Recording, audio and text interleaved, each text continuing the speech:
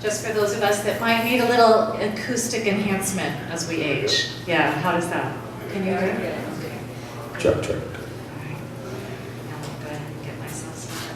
Hi, welcome. I'm Kristen. I am very grateful to be able to join you by virtue of, no virtue of my own, just by Eva's taste in choosing to marry and have children with my brother, Matthew. So I get to be connected by initially marriage and then by blood of her beautiful children. So I'm so grateful to be able to be here with you and have this opportunity to just share something very meaningful for all of us, I hope.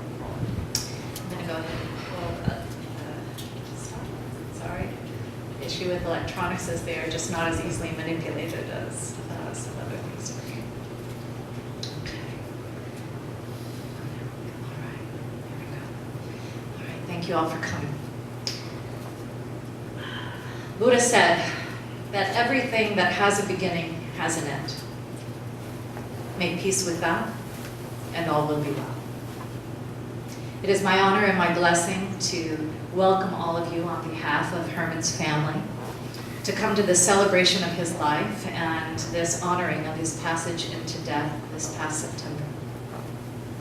As we begin this time of remembering, we might also honor that each of us who is gathered here holds a unique experience of this grief or this loss. That we hold at the center of each of our beings an awareness of one who has been dear to us, who has shared life with us, has passed. That we have an experience of our own end to a valued relationship. Our hearts may ache, tears may flow, we might feel a deep sadness because someone we've held and who has perhaps held us is no longer part of our lives on this earth. And we grieve because of physical absence, and yet as personal and unique as grief is always within us, we might also today open our hearts to the truth that we're never alone in grief. We are not alone in bearing tears and memories that are joyful and sometimes hard to hold. Those we love who have died can unite us in our recognition that this is part of the journey that we share all together. This man today that we honor and celebrate may unite us here in this time.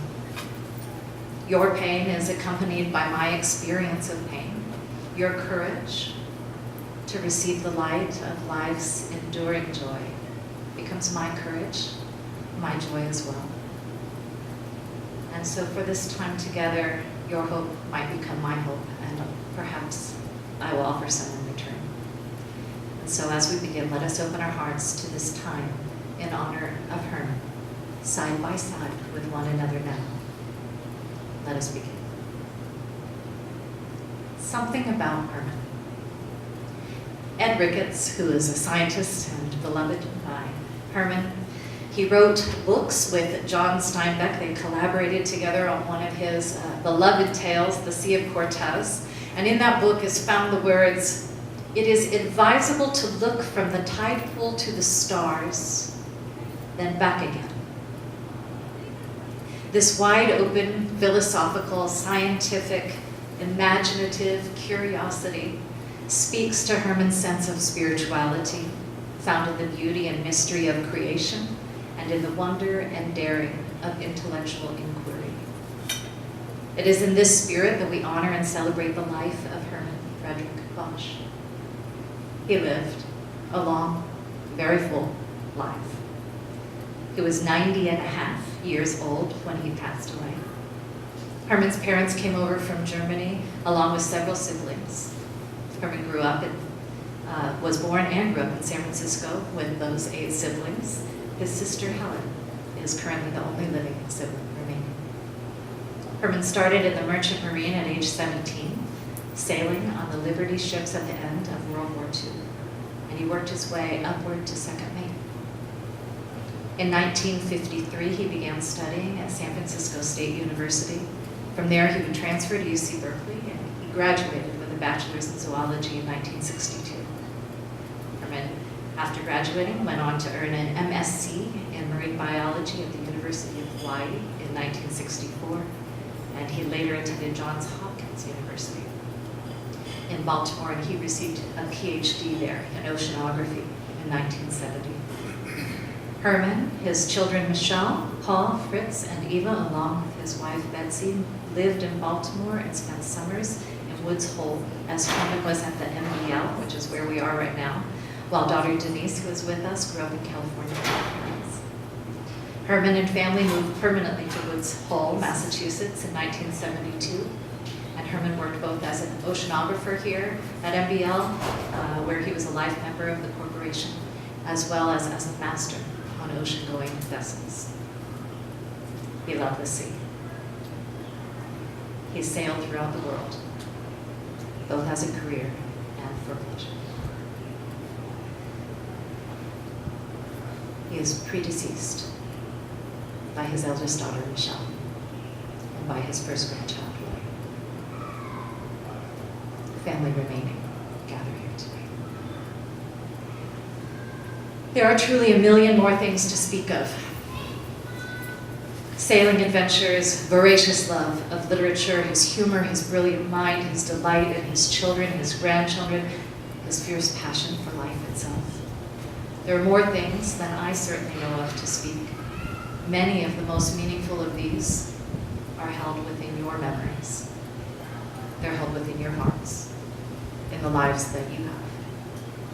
And so for here and now, in just this moment, most of those will remain unspoken. But I ask that you just call them out and hold them in your heart for a moment of silence, that we might fill this space with the unspoken things that are so valuable to know.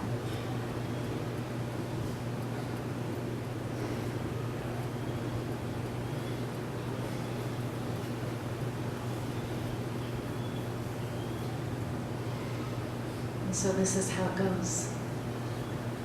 We begin with just a small stretch of text, little bits of an obituary, a small speaking of an unimaginably full and human life.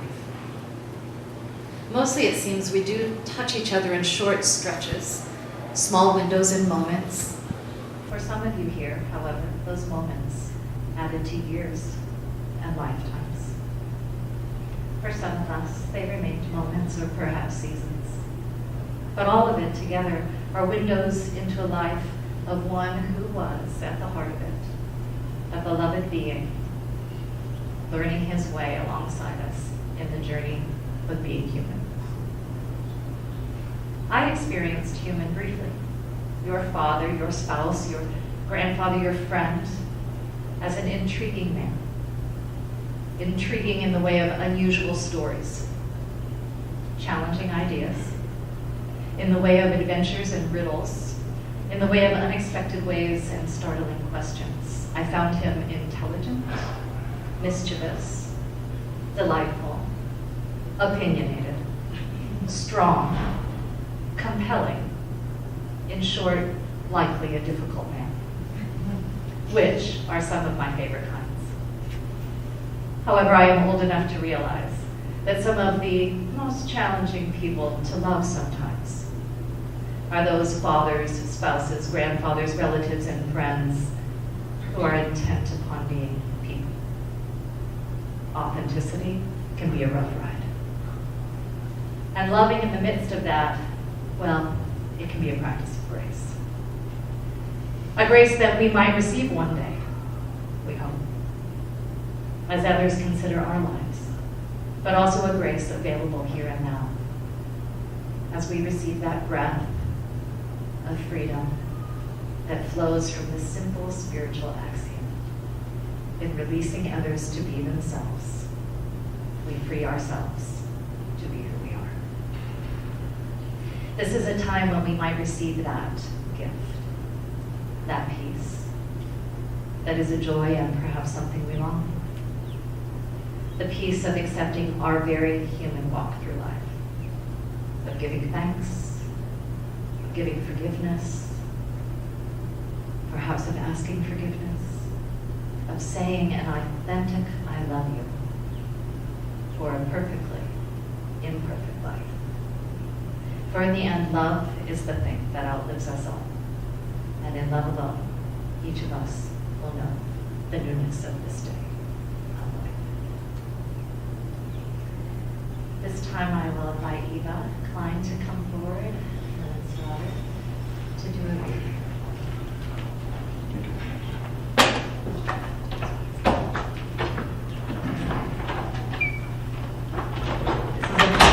By David White, Finisterre. The road in the end, taking the path the sun had taken into the western sea, and the moon rising behind you as you stood where ground turned to ocean. No way to your future now but the way your shadow would take, walking before you across water, going where shadows go. No way to make sense of a world that wouldn't let you pass, except to call an end to the way you had come. To take out each frayed letter you brought and light their illumined corners, and to read them as they drifted through the western light. To empty your bags, to sort this and to leave that, to promise what you needed to promise all along, and to abandon the shoes that had brought you here, right at the water's edge, not because you had given up, but because now you would find a different way to tread, and because, through it all, part of you could still walk on, no matter how, over the waves.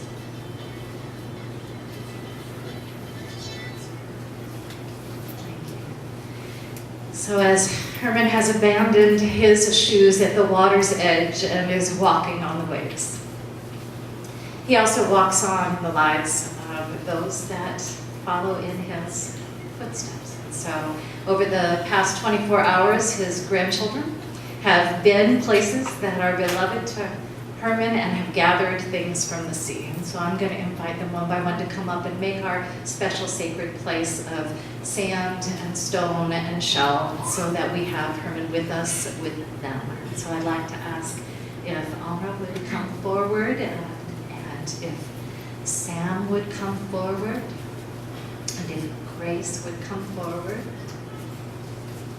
and if Evan would come forward. If Lily would come forward, and if you would just go ahead and put some sand and some shells, however you want. You can let it be messy. Life is messy. Love is messy. It's all good. Beautiful. If you can just make it however you want to make it, just go ahead and put that there. And in a moment, I'm going to invite also, well, in a moment, I'm going to invite Allison. I'm going to let them get a little started. And so the eldest granddaughter, Allison, will come up and together we will mix a little bit of Herman's ashes into this beautiful, beautiful tableau. Return him in some small way with us. The beauty of the sea. Whenever you're ready, my friends, this is ashes, I'll get some for you. Okay, these are some shells that you can use to sprinkle into a little bit of ashes.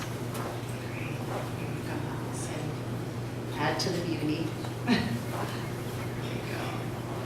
These shells are full of bits of your grandfather if you would like to have a shell to sprinkle some ashes. Okay, mix it in. Lemon, can you come on over here? Sarah, you okay? Can you do this? What is that one? Yeah. There it is. So beautiful. Do you have a camera? Do you have a camera? They're still working this time. This is lovely to see.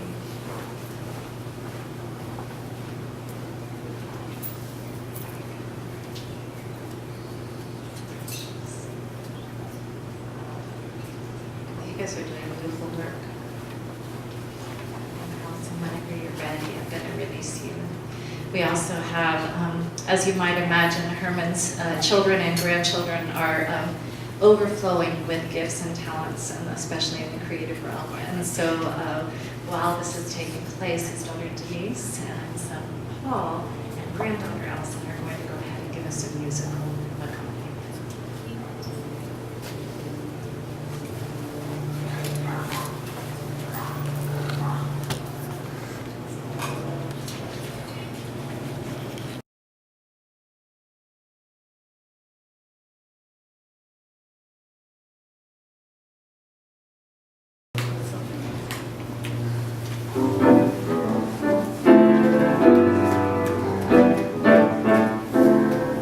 Somewhere beyond the sea, somewhere waiting for me, my lover stands on golden sand and watches the ships that go sailing. Somewhere beyond the sea, she's there watching for me. If I could fly like birds on high, then straight to her arms I'd go sailing. It's far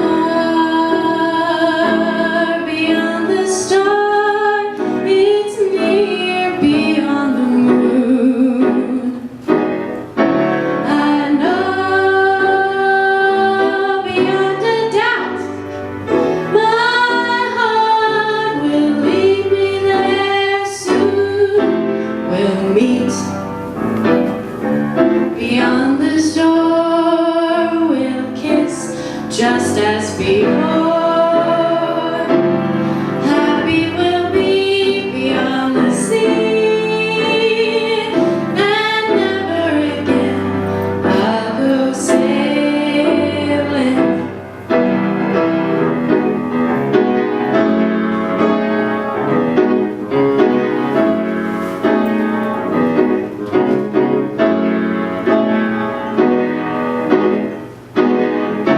I know beyond a doubt my heart will lead me there soon. We'll meet beyond the shore, we'll kiss just as before. Happy we'll be beyond the sea, and never again I'll go sailing. Oh, sailing, so long sailing, bye bye sailing, so long captain.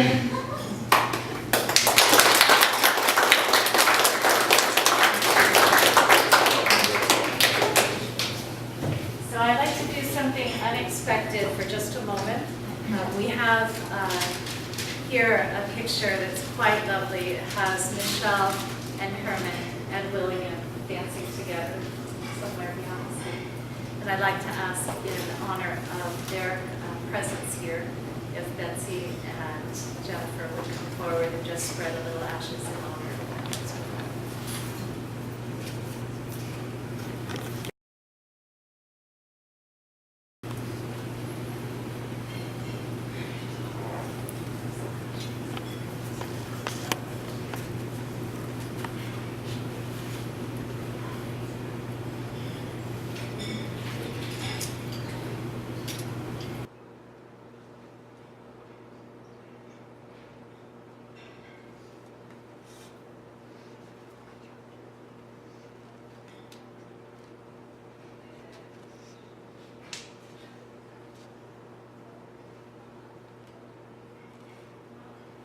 Now, son Fritz will share with us a eulogy beyond eulogy.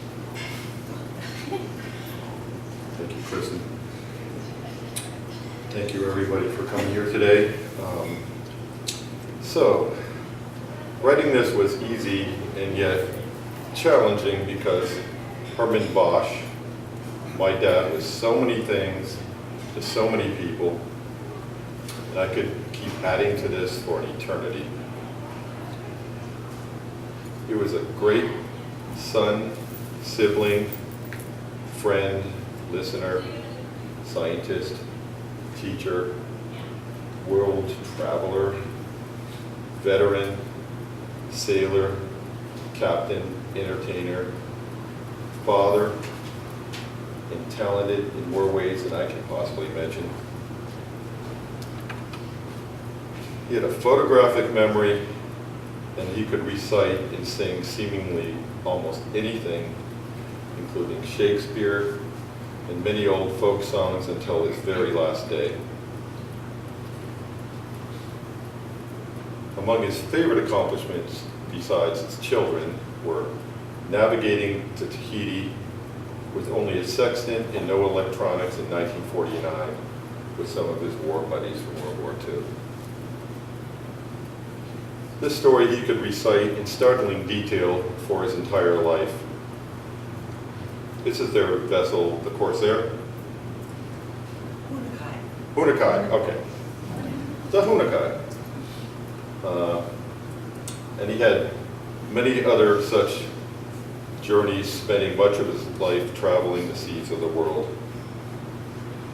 He was also proud of earning his PhD at Johns Hopkins in oceanography in 1970, which ultimately brought him here to Woods Hole with his family. Dad also had a fun side. Here are a few of the characters he reminded us of. Seriously. Every one of these characters is him, and I could throw in about 20 others, like Monty Python, etc. I feel very fortunate that I had him for my dad. That gets a laugh, huh? Take what you can get. And for many reasons, but best of all, that he was always there for me, for us. Yes, there was a few times he's off somewhere on a cruise or an island. We weren't sure where he was, but he always came home. And I always felt close to him. When he was a tanker captain, I was worried about him returning, but he always had the right words to console me, and he sent me the most amazing long letters describing his journeys, and once again, amazing detail. He would draw a picture of the Empire State Building and line up how many Empire State Buildings it would take to equal the length of his ship. And just stuff like that. Bring home all kinds of fish and stuff from his cruises. He made even some of the scariest moments growing up tolerable. One amazing thing he taught me was this Vedanta mantra. When I felt sick, and it really works, and considering he lived to 90, I'd say I'm going to keep using it. Untari Tutari Turi Braha Ayui Shehi Soha. He never stopped teaching us although at times I was challenging. No, that's wrong. Who put that there? He never gave up on us. He never judged us. He loved us all, his friends and family, unconditionally. One of his great gifts to us. I know how much he loved all his children and grandchildren because he spoke of you often. And we all received the gift of him and all that it encompasses. He had a wanderlust that kept him moving all the way until the very end of his life. And because of that, I saw a lot of the world.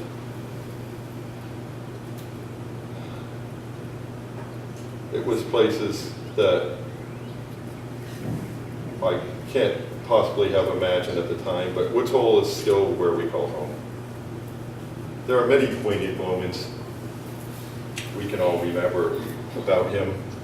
Today, I hope we can all share some of ours, and we have a mic to pass around. But here are a few of mine.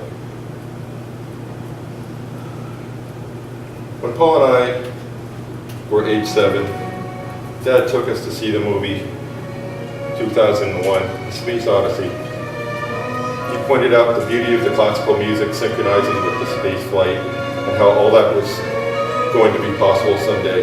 This opened up our minds to a universe of possibility, including art, science fiction, and the wonders of life in so many limitless ways.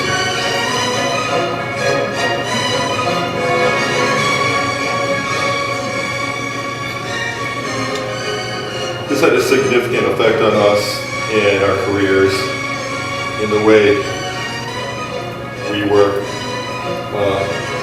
as artists and filmmakers, and it goes on and on, musicians. Paul reminded me that that scene, the spitting, was so impressive to Dad that he laughed out loud in the movie theater. At age 17, I had the opportunity to travel the islands of the Pacific in Micronesia one summer with him, and I must say that was astounding. Once again, life-changing. Dad loved the sea, and he taught me to love it too. To this day, we spend much of our time on the ocean on Ariadne, which was his boat and where I commune with him, and I still feel his presence. Another story. Just a simple little thing, and I have thousands of these. When I told Dad in my 30s I was going to marry Jennifer, he just so casually said, "Let's talk." And we took a walk on the beach, and he recited Corinthians to me from memory and described to me what it all meant. And just the instant sentimentality of being with him was, beyond words. There's a scene in the movie Contact where Jodie Foster's character, who was an astronomer, meets her long-lost father on a faraway planet on a recreated beach.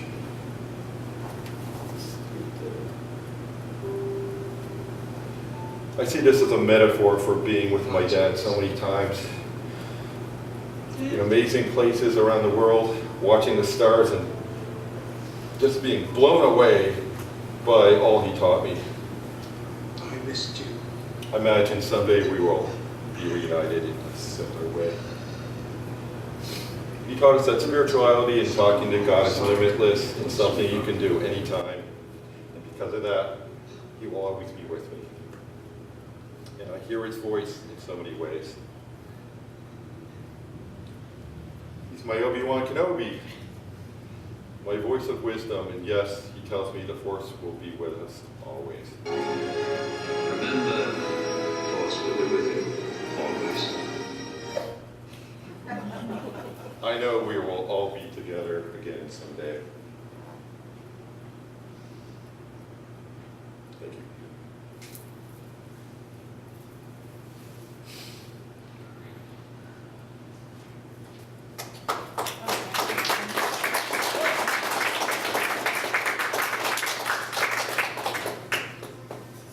I'm not sure where the microphone is, but. I still have it. You do? That's great.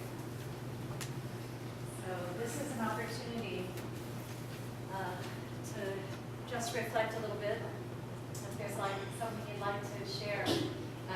We have been generally agreed that this gathering is not meant to be perfectly polished and everything all rehearsed in advance, that something genuine and heartfelt would be welcome. If you have a thought, a small memory, a word that you'd like to share, make this happen. You can stand up. When I visited my grandpa in the nursing home, every time he would like sing a song to me, and it would make me happy. And he would always say, "Gracie, come here," and he would tell me just things that are very special, and it always just made my heart happy. He would tell me stories about when he was in the World War and when he sailed, and it was just so much fun.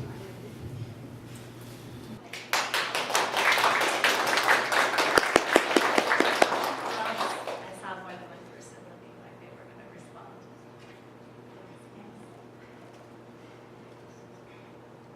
Yes, hello, I'm Pamela Hughes Bosch. I was Herman's last wife.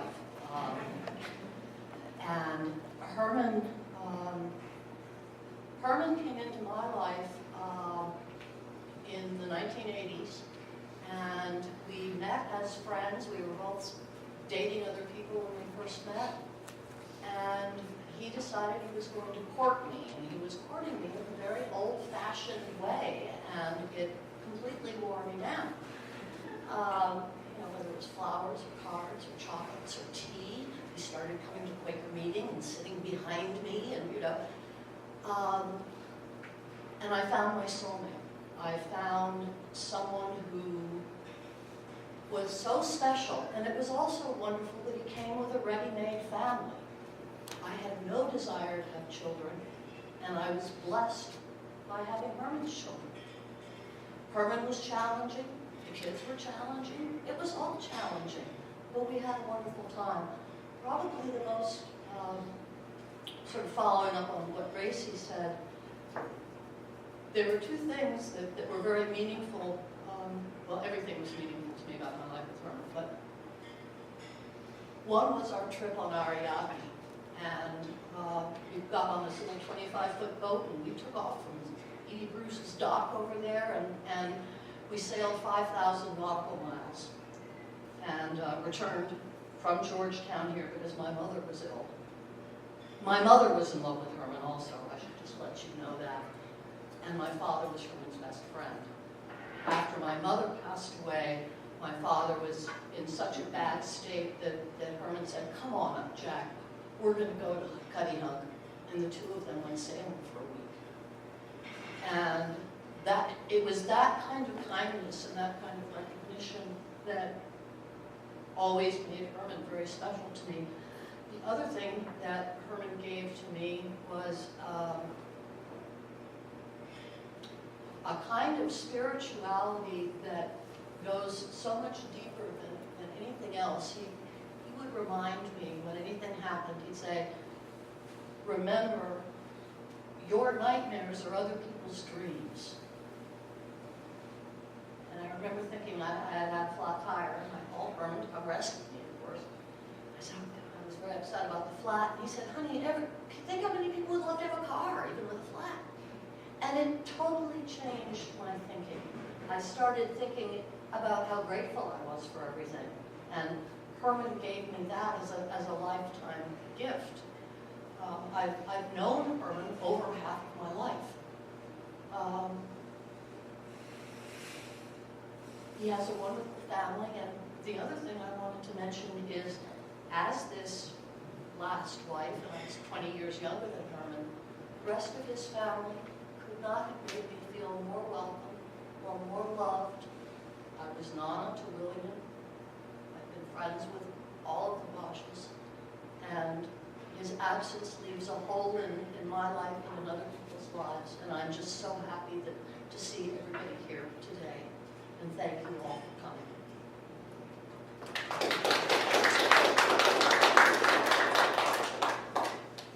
Let's go back to say something.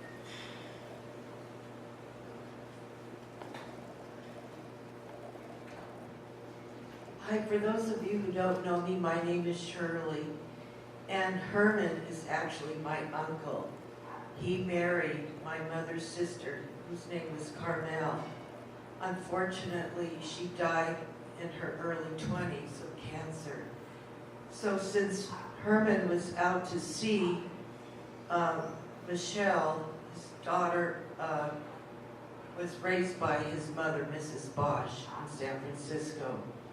And as a kid, my parents took us to visit Michelle, but we never got to see Herman. And so I really didn't meet him until 2007, which is when I met Michelle. I hadn't seen her since a little girl. We didn't know what each other looked like. Anyway, I didn't really get to know Herman that well until he stayed at my house in 2014. He stayed with me for 4 days. He had photos on his computer, which he shared. He told me about my aunt's last dying days, something that my mother never shared with me. And I really got to know him. We went to Calaveras State Park. He loved the redwoods. He brought his dog Keelan, and we had such a good time, and I'll never forget all those memories with him. Uncle Herman, you have left our lives, but you will be in our hearts forever. We love you.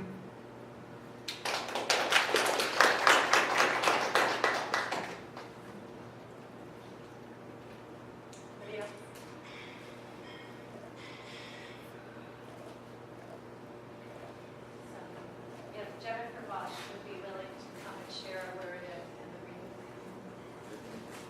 It will help us hear it. If you can just use the microphone. It will help us hear.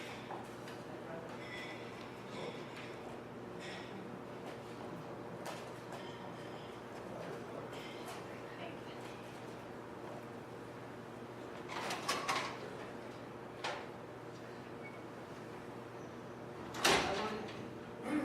Excuse me.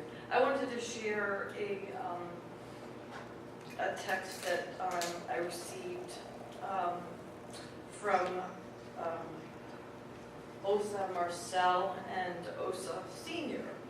And I don't know if too many of you know who they are, but I know Fritz and Paul do. So they wrote this email to Fritz and Paul.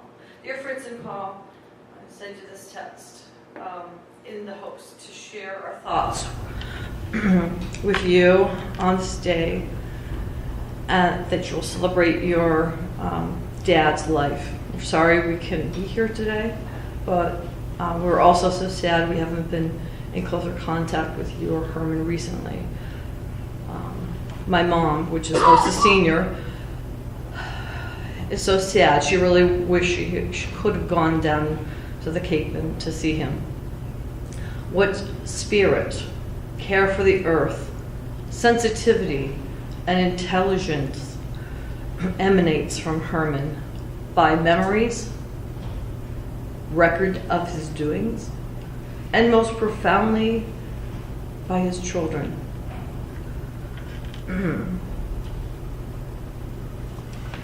And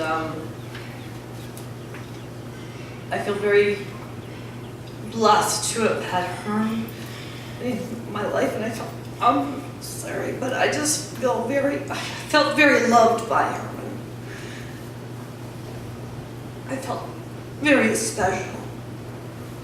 And he made me feel that way. I would like to read a Native American poem, brief. When I am dead, cry for me a little. Think of me sometimes, but not too much. Think of me now and again as I was in life. At some moments when it's pleasant to recall, but not for too long. Leave me in peace, and I will leave you in peace. And while you live, let your thoughts be with the living. Thank you.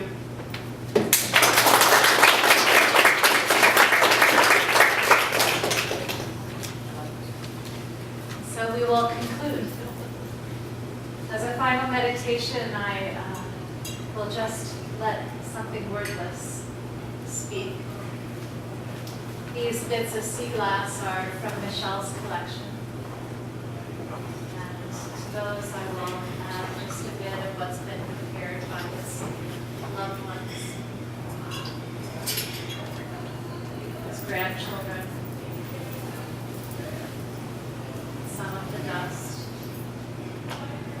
some of the dust of his ashes, and the sand of his beautiful, beautiful ocean. And so it is that the waters of life that were in the beginning come and they pour forth and they fill us. And some say that our lives are open as wide as they can be, but life itself is greater than we are. And there comes a point at which we can contain no longer, and like the drops, we become the ocean itself. Farewell, heaven. Blessings. And you are here with us now, in life, everlasting, in the ocean.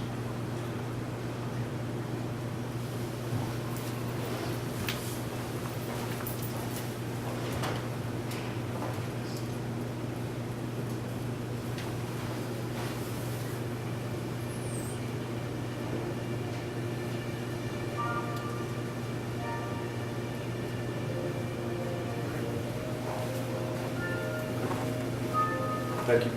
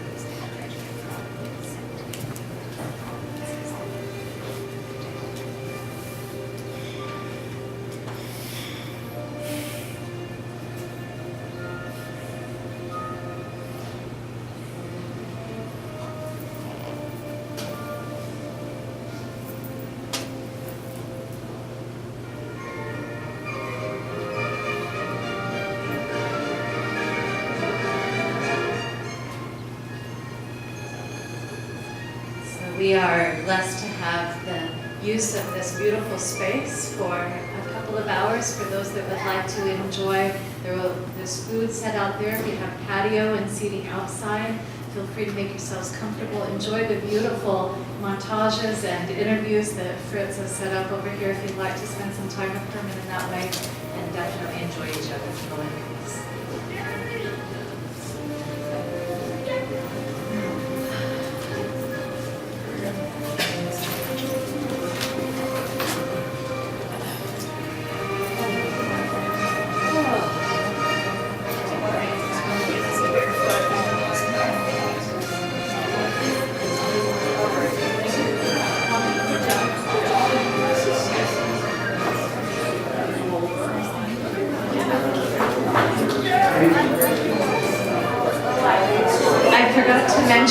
If you would like to take some of the shells or a little bit of Herman with you from the table as a memento, please do.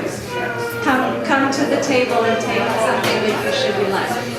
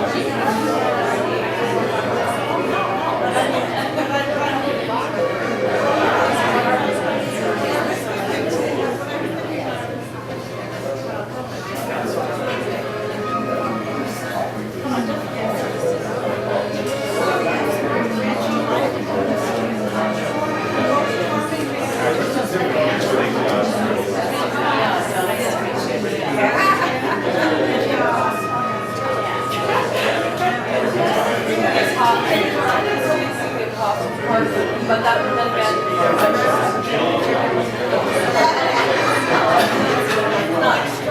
good.